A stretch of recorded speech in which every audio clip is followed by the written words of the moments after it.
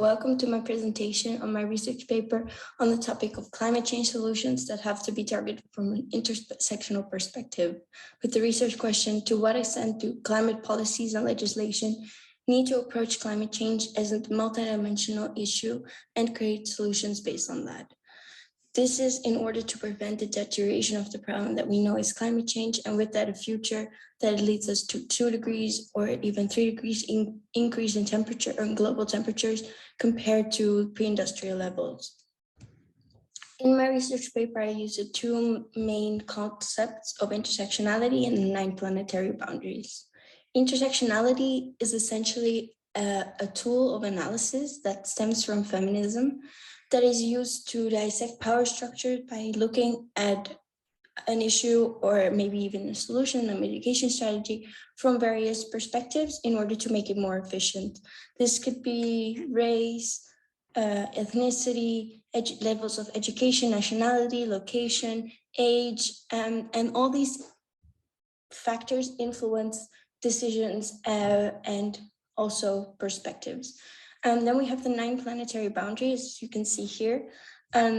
These are all interconnected and they were discovered by the Stockholm Institution.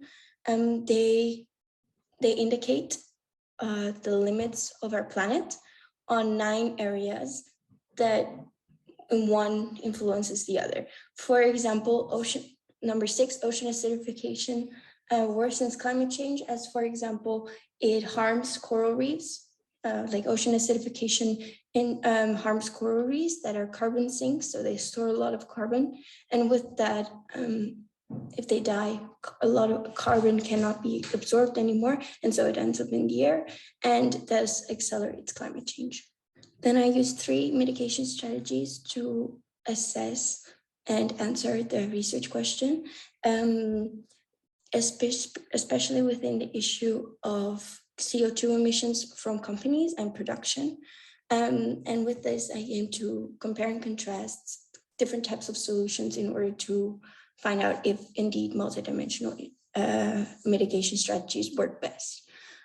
These are cap and trade system, carbon tax, and environmental management accounting. A cap and trade system is essentially when a government places a cap, so a limit on the amount of emissions, CO2 emissions that a company can have.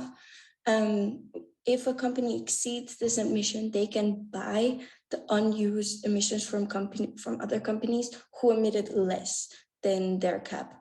In this way, we are ensured that there is a certain level of reduction of CO2 emissions, but on the other hand, it doesn't kind of incentivize companies balancing it all out to emit less than that cap.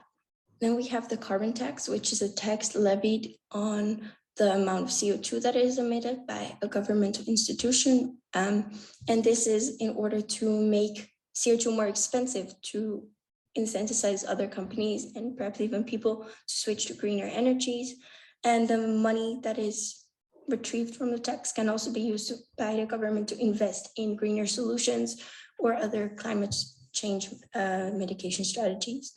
However, when calculating the plans, for example, the Paris Climate Agreement, where we want to try to reach with a 1.5 degrees increase instead of 2 or 3, it's harder to implement this strategy because it's unknown how much CO2 this will actually save, and therefore it's harder to calculate. That's one of its disadvantages. Then we have the environmental management accounting, which essentially targets all 9 planetary boundaries.